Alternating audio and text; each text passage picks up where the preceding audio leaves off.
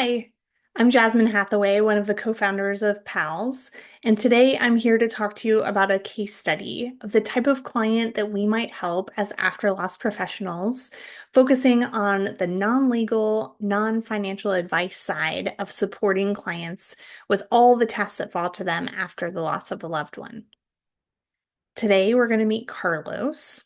And as I tell you a little bit about his situation, I want you to be thinking about whether this might be a good client for you if you were an after loss professional and how you might assist him if you were to take him on as a client.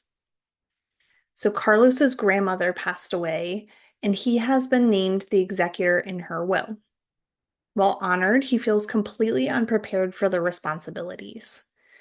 He was very close to his grandmother and is still grieving her loss, but he's already receiving calls from extended family members about money and personal belongings. She lived in a rent-controlled apartment in New York City and had very few possessions of monetary value, but Carlos knows she had a small savings account, possibly some life insurance, and a safe in her closet that he hasn't yet opened. She had a will that included a list of items and who should receive them, but it wasn't comprehensive and it seems outdated because Carlos can't find some of the things on the list. His cousins are blowing up his phone about their share of grandma's things. Carlos is 29. He lives in New Jersey with his girlfriend and he works full-time as a web developer for a small technology company. He's looking for help managing the tasks of an executor and fending off the fights over who gets grandma's apartment and belongings. He texts you late at night saying things like, "Can we talk tomorrow? I just don't want to screw this up."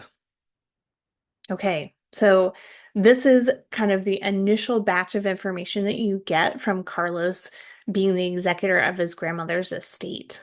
So if you would take Carlos on as a client, what would you tell him about working with you?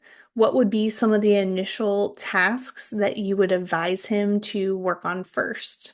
So there's usually a lot of things that you need to do and ask to uncover the full scope of what you might be working with. So, what might some of those questions be?